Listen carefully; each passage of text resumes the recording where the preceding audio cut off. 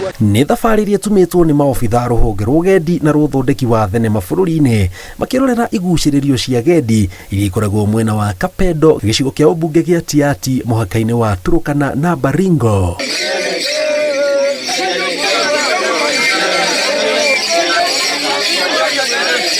Thabarĩ iria irigicĩirio nĩ ũthaka wa irĩma, ũndũ ũmwe na ũthaka wa hũgũrũrũ cia matũũra ma gũkũ, ĩkĩmerekeria ndururumo-inĩ cia Kapedo. Ũthaka wacio kĩmagegia amu matukũ mahĩtũku gũkũ gũtingĩrakinyĩkire kumana na ũhagũku wa ũgitĩri nĩ mbara iria ciumanaga na ũici wa mahiũ. This place being a beautiful place in terms of location, the main challenge that has been, of course, there's been a challenge of security, which the government of Kenya is currently addressing, and I believe with the security situation improving, we are going to utilize this as a key commercial space that we can be able to capitalize on and create economic business.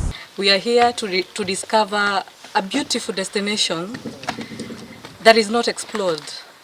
Uncharted waters, beautiful spaces that there is no traffic that is flowing in, but magical places that everyone should come and visit.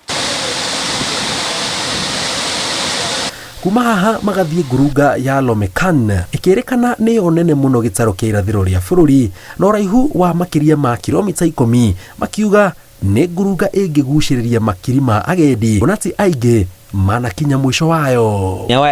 Nimeingia mpaka katikati, sijafika mwisho, na hii kisima kuingia tunamulika torch, na hata hiyo torch inaenda mpaka naisha.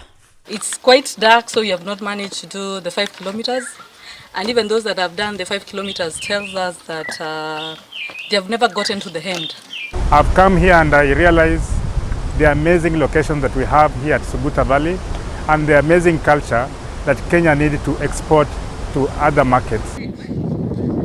Rĩrĩ thirikari ĩkoretwo itemi-inĩ rĩa mbere kũgacĩrithia ũgitĩri mwena ũyũ. Aikaria gũkũ moretie mũingĩ ndũgetigĩre rĩngĩ gũceraga gũkũ amu maũndũ nĩ mambĩrĩirie gũcokereria ta matukũ ma tene na gũkagĩa thayũ. Tukikiingia hapa kitu kama shule, kwa sababu tunasikia iko mali ingine watu watalii wanaona kuangalia, wanachenga wanaangalia, wanapatia watu hapo unafaidika, wanasomea, kwa sababu ni kitu ni maajabu kabisa. It will open up the hospitality industry. It will open up the culture. The Pokot have a very rich culture which is not been exploited. Thengia wa macio mothe mehumbĩre na ũndũire wa Pokot nĩ ũndũ ũngĩ wĩrĩgĩrĩirwo kũgucĩrĩria agendi, ũndũ ũmwe na gũthondeka mĩeke ya mawĩra kũrĩ aikaria arĩa kwa ihinda makoretwo marorete ũrĩithia wa mahiũ igũrũ hatarĩ ũndũ ũngĩ mekaga kwĩgwatĩra ũboco wao wa o mũthenya. Ngĩribotera Inooro TV, njĩtagwo Jenga Wambui.